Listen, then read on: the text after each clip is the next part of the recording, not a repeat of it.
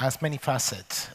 Involves issues of cybersecurity, protection of infrastructures, but also involves more generally the protection of a sphere for public debate and an ecosystem where the media industry is shifting from the offline into online more and more, that it creates profound transformations in the way that people consume and understand what they read online. It is important to keep in mind that disinformation is a multifaceted phenomenon, but the bottom line is that it has the power, has the capacity, due to the digital transformation of the communication structures, to cause harm to society by eroding trust. Essentially, eroding trust in public institutions, eroding trust in media, and hampering the ability of citizens to make informed decisions. So we have a phenomenon which it is very difficult to apprehend, which is in constant evolution, that probably require further research, because the evolution is linked also to the changing technologies, to the evolution of technologies, and the increasingly sophisticated methods that have been harnessed by malicious actors in order to take advantage of the opaqueness of the information space online, in order to amplify, to create, promote, and amplify disinformation campaigns. So with that in mind, we need to also to understand, and I think the point made by Commissioner King was very clear in that particular respect, that certain forms of disinformation are indeed such as to cross a red line beyond which you are in a territory of illegality. Incitement to hatred, incitement to terrorism,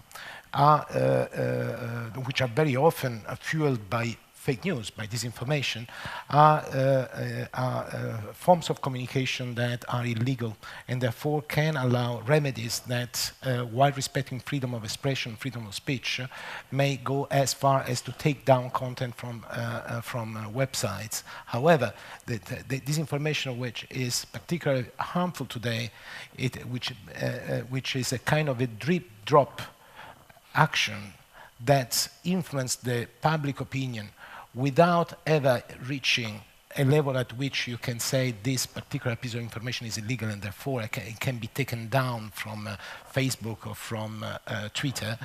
That type of disinformation that builds upon time and creates false narratives that permeate the mentality and the public opinion is more difficult to tackle if we want to respect freedom of expression, which is a fundamental principle. If disinformation it is a threat for democracy, we cannot defend ourselves by undermining the very values that we want to defend, democracy and therefore freedom of expression. That is one point I think needs to be stressed. Regarding the remedies, we have, and the Commission has adopted, has just been mentioned, a communication at the end of April, on the 26th of April, where an action plan has been set out. And the action plan involves, first of all, a dialogue with the platforms and all the other stakeholder concerns, meaning media actors, press and broadcasters, fact-checkers, so the civil society organizations, as well as public actors. A forum has been created, has started to work 2 weeks ago.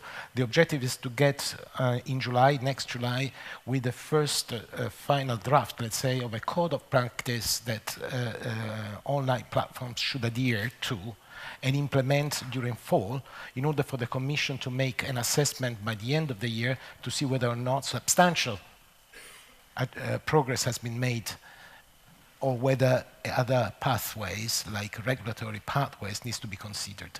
At the core of that, there is the issue of transparency. More transparency about political advertising, more transparency about financial flows that profit to websites that promote disinformation, more transparency about fake accounts, which should be closed, and bots, which should be clearly identified, more transparency about the sources of information. So the ability, the necessity, the need for the platforms to better tune up their algorithms to give more prominence to quality content as opposed to disinformation, to dilute disinformation by giving more exposure to quality content based on objective criteria, based on principle of professional journalism. And last but not least, access to the data of the platforms.